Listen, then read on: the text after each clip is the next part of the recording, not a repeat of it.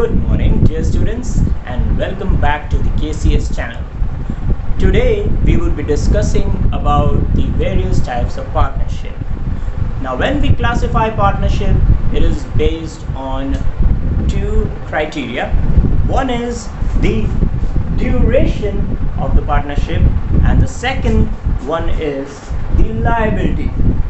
Okay, so let us quickly discuss the first type of classification. So based on duration, you have three types of partnership. One is partnership at will, the other is fixed partnership, and the third is particular partnership. Okay, I've used quotation marks just to indicate partnership. Alright, पहला वाला discuss करते हैं partnership at will. What do you mean by partnership at will? It means that so long as all the partners want to continue with the partnership, it shall continue to exist. मतलब जब तक सभी partner राजी होंगे कि हाँ हमें partnership में कंटिन्यू रहना है, तब तक वो फर्म एग्जिस्ट करेगी. जब पार्टनर्स नहीं चाहेंगे, they may choose to dissolve the firm. ठीक है. सेकेंड है fix period partnership. Fix partnership या एक सर्टेन फिक्स टाइम पीरियड के लिए जो पार्टनरशिप कंटिन्यू होती है. ठीक है. So it can be even decided while forming the partnership. ठीक है. 5 साल के लिए, 3 साल के लिए, 10 साल के लिए, जो भी टाइम पीरियड हो, तब तक ही पार्टनरशिप फर्म एग्जिस्ट करती है. उसके बाद वो डिसॉल्व हो जाती है. ठीक है. थर्ड टाइप जो है वो पर्टिकुलर पार्टनरशिप. पर्टिकुलर पार्टनरशिप या स्पेसिफिक पर्पस पार्टनरशिप. ये पार्टनरशिप तब एराइज होती है जब दो या दो से अधिक पार्टनर्स जब साथ में आते हैं, usually for a project, may be building a dam और अ रोड. जैसे ही वो, जैसे एक्सप्रेसवे हो गया, ठीक है, जैसे ही वो एक्सप्रेसवे, रोड या डैम कंस्ट्रक्ट हो जाता है या हो जाती है, उसके बाद वो पार्टनरशिप डिसॉल्व हो जाती है. ठीक है. ये तो हो गया based on duration. Now based on liability. ठीक है. बेस्ड ऑन लायबिलिटी दो तरह की पार्टनरशिप्स होती है. Right, two types. One is general partnership, the other is limited liability partnership. Again quotation से मैंने पार्टनरशिप इंडिकेट कर दिया है. ठीक है. इसको LLP भी कहते हैं शॉर्ट फॉर्म में. अब यूजुअली जो है जनरल पार्टनरशिप ही कंटिन्यू होती थी. ठीक है. जनरल पार्टनरशिप में क्या होता था? All the partners have unlimited liability. इसका मतलब क्या है? इसका मतलब ये है कि अगर जो फर्म ने डेट्स लिए हैं, जो उधार लिए हैं, उसे अगर वो फर्म पे नहीं कर पा रही है, तो ऐसे में पार्टनर्स के पर्सनल एसेट्स या प्रॉपर्टी जो है अटैच हो सकते हैं, या वो बेच के जो डेटर है वो अपना पैसा या अपना अमाउंट रिकवर कर सकता है. ठीक है. Now let's quickly discuss about the limited liability partnership. So to be more specific, on December 13, 2008, a limited liability partnership act was passed, and thus from 2008 onwards हमारे देश में, that is in India obviously, limited liability partnership भी exist करने लगी. ठीक है. तो अब ये LLP या लिमिटेड लायबिलिटी पार्टनरशिप के बेनिफिट्स क्या हैं या डिफरेंस क्या है फ्रॉम जनरल लायबिलिटी पार्टनरशिप. जहाँ पे जनरल लायबिलिटी पार्टनरशिप में ज़रूरी नहीं था कि आप जो है रजिस्टर करें. सो registration of a general liability partnership firm is not mandatory. It is advisable, preferable, लेकिन ज़रूरी नहीं. आप चाहें तो रजिस्टर कर सकते हैं, आपके लिए बेनिफिशियल है, क्योंकि अगर आप रजिस्टर कर लेंगे so it becomes easy for you. कोई भी अगर रजिस्टर्ड फर्म है तो उसका पार्टनर जो है दूसरे पार्टनर को सू कर सकता है, यानी उसके खिलाफ केस कर सकता है, या पार्टनरशिप फर्म के खिलाफ केस कर सकता है. पार्टनरशिप फर्म उस पार्टनर के खिलाफ केस कर सकती है, या जो पार्टनरशिप फर्म है वो किसी थर्ड पार्टी के खिलाफ भी केस कर सकती है to recover any due amount. Registered नहीं होती है तो ये सब फ़ायदे नहीं होते, ठीक है। लेकिन लिमिटेड लायबिलिटी पार्टनरशिप में पहली बात, जो पार्टनर्स हैं उनकी लायबिलिटी लिमिटेड होती है to the amount of capital, ठीक है, विच इज़ सब्सक्राइब या जो लगाया उन्होंने, विच इज़, ठीक है, initially which is use by them to set up the partnership form, ठीक है। एंड सबसे बड़ी बात है, लिमिटेड लायबिलिटी पार्टनरशिप जो है it has a separate legal entity, या कानून की नज़र में इसका अपना एक सेपरेट एग्जिस्टेंस है। While partnership firm, general liability partnership firm जो है ये पार्टनर से अलग नहीं मानी जाती है। इसीलिए जो है अगर फर्म जो है अपने लोन्स नहीं चुका पाती है तो पर्सनल एसेट्स भी जो है पार्टनर्स के अटैच हो सकते हैं, बेच के जो डेटर्स हैं, जो उधार दिए हुए हैं, वो वसूल सकते हैं, उनकी पर्सनल एसेट्स भी बेच के। लेकिन लिमिटेड लायबिलिटी पार्टनरशिप में ऐसा नहीं होता, because it is a separate entity, या एक उसका अलग एग्जिस्टेंस है कानून की नज़र में, ठीक है, which is separate from the partners. तो नंबर 1, पार्टनर्स की लायबिलिटी वहीं तक लिमिटेड है जितना कि कैपिटल उन्होंने सब्सक्राइब किया है या लगाया है, ठीक है, पार्टनरशिप फर्म को फॉर्म करने में। दूसरा, लिमिटेड लायबिलिटी पार्टनरशिप जो है इसमें रजिस्ट्रेशन मैंडेटरी है, कंपलसरी है, इसीलिए इसकी सेपरेट लीगल एग्जिस्टेंस है। सो registration mandatory, separate legal existence, कोई भी म्यूचुअल रिलेशनशिप, म्यूचुअल जो है जिम्मेदारी नहीं है, या हम अगर बात करें, ठीक है, so mutual responsibility of the partners नहीं है। जनरल लिमिटेड लायबिलिटी पार्टनरशिप में क्या होता था, उसमें ये होता था कि any partner can act on behalf of the firm and it is binding, all the actions are binding on the other partners। मतलब अगर एक पार्टनर ने कोई डिसीजन ले लिया तो वो डिसीजन जो है बाकी सभी पार्टनर्स पे भी जो है बाइंडिंग है या लागू है, मतलब उनको मानना पड़ेगा। They have to abide with the decision taken by one of the partner. वो ये नहीं कह सकते कि नहीं मैं इस डिसीजन में शामिल नहीं था, because each and every partner acts as an agent also for the other partners in a general limited liability partnership, general liability partnership, not limited, general liability partnership, ठीक है। However, limited liability partnership की अगर हम बात करें तो उसमें क्या होता है, उसमें क्लियरली जो है एक पार्टनर के एक्शंस के लिए दूसरा पार्टनर रिस्पॉन्सिबल नहीं है, ठीक है।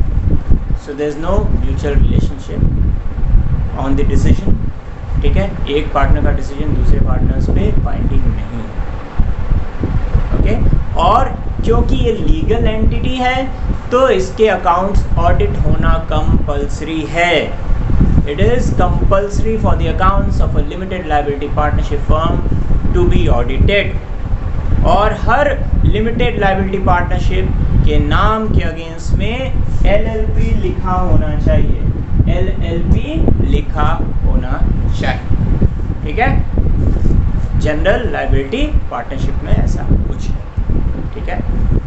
So I hope this is clear. Moving with the next section would be the types of partners, ठीक है। तो चलो जल्दी हम डिस्कस कर लेते हैं what are the different types of partners, वो भी समझ लेते हैं, ठीक है। Okay, so types of partners, अक्सर कुछ बच्चे कंफ्यूज कर जाते हैं नॉमिनल पार्टनर में, तो वो भी हम डिस्कस करेंगे। पहला टाइप क्या है, एक्टिव पार्टनर। एक्टिव वर्ड से ही पता चल रहा है, the partner who participates regularly in the management of the partnership firm, जो डे टू डे अफेयर्स में पार्टिसिपेट करता है, रेगुलरली डिसीजंस लेता है, वो एक्टिव पार्टनर, ठीक है। स्लीपिंग पार्टनर, स्लीपिंग पार्टनर को डॉर्मेंट पार्टनर भी कहते हैं। डॉर्मेंट मतलब आइडल, तो स्लीपिंग पार्टनर वो है जो नहीं, ज़रूरी नहीं कि वो सो ही रहा है, जस्ट जोकिंग गाइस। सो स्लीपिंग पार्टनर का मतलब ये है जो कि एक्टिवली पार्टिसिपेट नहीं करता है मैनेजमेंट ऑफ द फर्म में, लेकिन ही और she is still the partner. उसके पास सभी राइट्स हैं, चाहे वो पार्टनरशिप फर्म के बुक्स ऑफ अकाउंट्स को जो है चेक कर सकता है, या फिर प्रॉफिट और लॉस में भी उसका शेयर जो भी एग्रीड रेशियो है वो रहेगा। अगर कोई पार्टनरशिप डीड है नहीं तो इक्वल रहेगा, राइट। हम पहले भी डिस्कस कर चुके हैं, अगर पार्टनरशिप डीड बनी है और उसमें रजिस्टर्ड है अगर पार्टनरशिप फर्म यानी, तो पार्टनरशिप डीड होगी, उसमें मेंशन्ड है प्रॉफिट शेयरिंग रेशियो क्या है, तो ठीक है, अकॉर्डिंगली लोगों के प्रॉफिट या लॉस शेयर होंगे बिटवीन द पार्टनर्स। लेकिन अगर कोई पार्टनरशिप डीड नहीं है, इन that case what happens is that the profits of the firm and the losses are shared equally among the partners, ठीक है। Sleeping partner okay, actively participate नहीं करता लेकिन वो भी कैपिटल लगाता है और उसका भी पूरा राइट होता है फर्म के प्रॉफिट और में शेयर करने के लिए और लॉस बेयर करने के लिए। Secret partner, third is the secret partner. Secret partner नहीं, कोई सीक्रेट एजेंट नहीं। सीक्रेट पार्टनर बिल्कुल बाकी पार्टनर्स की तरह वो भी एक एक्टिव पार्टनर की तरह ही जो है वो भी फर्म के डिसीजंस में पार्टिसिपेट करता है, डे टू डे अफेयर्स में पार्टिसिपेट करता है, कैपिटल लगाता है, प्रॉफिट शेयर करता है और लॉस को भी उठाना पड़ता है या बेयर करना पड़ता है उसे भी, लाइक अदर पार्टनर्स। बस फ़र्क इतना है कि उसका नाम जो है it is not disclose to the public. The name of that particular person जो कि सीक्रेट पार्टनर है, उसका नाम पब्लिक के नॉलेज में नहीं होता है, दैट इज़ वाई उसे सीक्रेट पार्टनर हम कहते हैं, ठीक है। अब आइए very important, nominal partner. Nominal partners कौन होते हैं? वो आर नॉमिनल पार्टनर्स। अब नॉमिनल पार्टनर्स जो हैं they do not contribute any capital, ना कोई पैसे लगाते हैं ना कोई कैपिटल लगाते हैं, ना ही वो day to day affairs of the firm में पार्टिसिपेट करते हैं, कोई डिसीजन नहीं लेते, ना ही कोई प्रॉफिट या शेयर में उनका कोई पार्टिसिपेशन होता है। तो फिर ऐसे में वो पार्टनर कैसे हैं? इसीलिए उन्हें हम नॉमिनल पार्टनर कहते हैं, नाम के पार्टनर। लेकिन कुछ सिचुएशंस में उनकी भी लायबिलिटी बन जाती है। How? Let's find out. So nominal partners are actually they come into existence in two ways, ठीक है। दो तरीके से नॉमिनल पार्टनर बन सकते हैं, जैसे by estoppel and by holding out. अगर कोई भी partnership firm, let's say ABC partnership firm है, ठीक है, उसे फंड्स चाहिए और लेट्स से मिस्टर डब्ल्यू और मिस्टर वाई, ठीक है, उनका काफ़ी रेपुटेशन है शहर में, राइट, या मैडम एक्स जो हैं और मैडम वाई जो हैं उनकी अच्छी रेपुटेशन है, she is a very respectable figure, ठीक है। ऐसे में क्या होता है, अगर पार्टनरशिप फर्म को लोन नहीं मिल रहा है या डेट नहीं मिल रहा, लेकिन जो हमारे रिस्पेक्टेबल पर्सन हैं या रिस्पेक्टेबल मैम हैं उनके वजह से उनको वो लोन मिल जाता है, बैंक लोन दे देता है, looking at the reputation of the particular person, third person है, और वो अपने एक्शन से या अपने वर्डिंग से ये जताता है बैंक को कि मैं भी जो है इसमें एक पार्टनर हूँ, जबकि वो असली में नहीं है, और उसके रेपुटेशन पे बैंक पैसे दे देता है पार्टनरशिप फर्म को, then that person is considered as a nominal partner by estoppel. तो वैसे में मिस्टर डब्ल्यू या मिस्टर वाई फंस जाएंगे, उनके ऊपर भी लायबिलिटी आ जाएगी, यानी in case the firm is not able to pay the debts, अपने उधार नहीं चुका पाती है फर्म, तो उनके पर्सनल एसेट्स को अटैच किया जा सकता है या ऑक्शन किया जा सकता है to recover the amount that the bank owes that the partnership firm owes to the bank, यानी जो पार्टनरशिप फर्म के पैसे बैंक को देने हैं वो बैंक जो है उनकी पर्सनल एसेट को भी बेच के वसूल सकता है। Second, partnership bye holding out, ठीक है। यहाँ पे केस सिनेरियो ये हो जाता है कि अगर अगेन पार्टनरशिप फर्म को पैसे की ज़रूरत है, उसे लोन चाहिए, अपने बेसिस पे उसको नहीं मिल रहा, बैंक के पास हो गया, लेकिन अगर बैंक के पास उसके साथ अगेन मिस्टर डब्ल्यू गए, ठीक है, या मैडम वाई गई, और उनके वजह से, और जो फर्म के पार्टनर हैं, जो फर्म एबीसी के पार्टनर, उन्होंने कहा कि हाँ ये हमारे पार्टनर हैं, और उनके इन्फ्लुएंस से या उनके रेपुटेशन के बेसिस पे बैंक लोन देने को तैयार हो जाती है। मिस्टर डब्ल्यू या मैडम वाई की वजह से पार्टनरशिप फर्म को लोन मिल रहा है बैंक से, लेकिन इन्होंने मना नहीं किया कि नहीं भाई, हम इस पार्टनरशिप फर्म में हम पार्टनर नहीं हैं, और बैंक ने लोन दे दिया उनके बेसिस पे। So now they are nominal partner by holding out क्यों? क्योंकि उन्होंने इनकार नहीं किया कि वो पार्टनर फर्म में नहीं है, ठीक है, उन्होंने इनकार नहीं किया कि वो भी फर्म के एक पार्टनर नहीं है, और उनके रेपुटेशन या गुडविल के बेस पे उस पार्टनरशिप फर्म, जो हमारे एग्जाम्पल में पार्टनरशिप फर्म एबीसी है, उसको लोन मिल जाता है। तो ऐसे में अगेन उनकी लायबिलिटी बन जाती है। अगर पार्टनरशिप फर्म्स जो हैं, पार्टनरशिप फर्म अपने उधार नहीं चुका पाती बैंक को, या पार्टनर्स नहीं चुका पाते, तो अगेन हमारे रेप्यूटेड पर्सन जो हैं, जो रिस्पेक्टेबल पर्सन हैं,